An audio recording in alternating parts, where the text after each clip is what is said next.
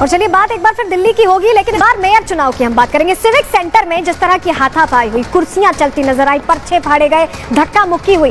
ये उन लोगों ने धक्का मुक्की की जिन्हें जनता ने शहर की सरकार चलाने के लिए चुना था। ये वो नुमाइंदे थे जो प्रोटेम स्पीकर की टेबल तक पर चढ़ गए और वहां पर माइक के साथ भी छीना झपटी की जाने लगी। हालात ये हो गए कि आज जो mayor, deputy mayor, standing committee के जो 6 मेंबर्स चुने जाने थे उसे कैंसिल करना पड़ा और अब उपराज्यपाल नई तारीख देंगे।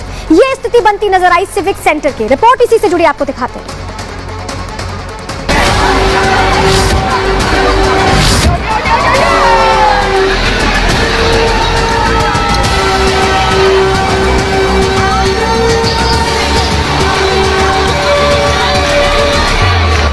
इन तस्वीरों को जरा गौर से देखिए, आपको लगेगा कि ये कुश्ती के अखाड़े की तस्वीरें हैं। इन तस्वीरों में आपको जितने भी लोग नजर आ रहे हैं वो सब एक दूसरे के साथ मारपीट कर रहे हैं।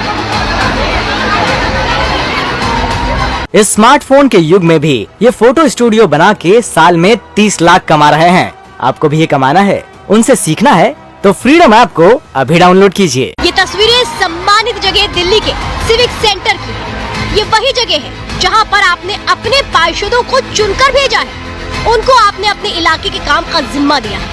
लेकिन सदन में जाकर आपके पार्षद क्या करते हैं और कैसे सदन की कार्रवाई में अपना योगदान देते हैं, ये आपको इन तस्वीरों को देखकर अपने आप समझ में आ जाएगा।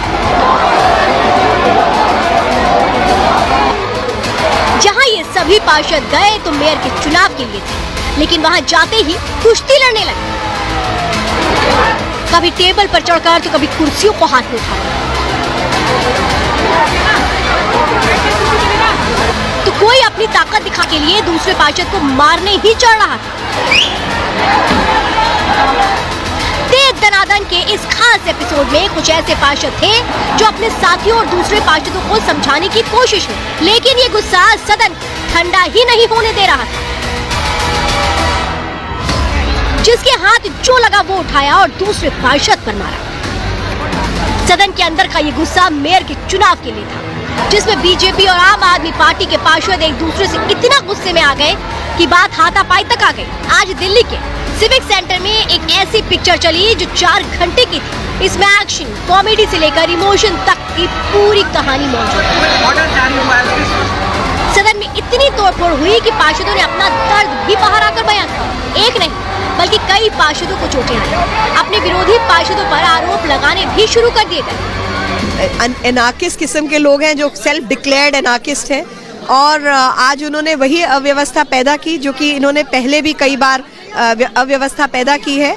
और इनका जो तरीका है काम करने का वो यही तरीका है, माई वे और हाईवे। नियम कानून इसका उसका इनको कोई लाज, लोक लाज, शर्म नाम की चीज नहीं है। इतना ही नहीं, बीजेपी के नेताओं ने आम आदमी पार्टी के पार्षदों पर चाकू और ब्लेड सदन में ले जाने का भी आरोप लगाया। ये बताइए आपको कितनी चोट लगी और कहाँ चोट लगी? देखिए जी, मेरे यहाँ पे कोई कट मारा गया है, वो कोई शार्प ऑब्जेक्ट्स है, वो शायद ब्लेड थी या कोई कांच का जो सामान होता है ना वो था, कोई चीज़ से कट मारा गया है। तो हुआ ये, हम शांतिपूर्वक स्टेज पे खड़े थे, हमें एकदम से इनके जो पार्षद हैं वो आगे कहते स्टेज से उतरो।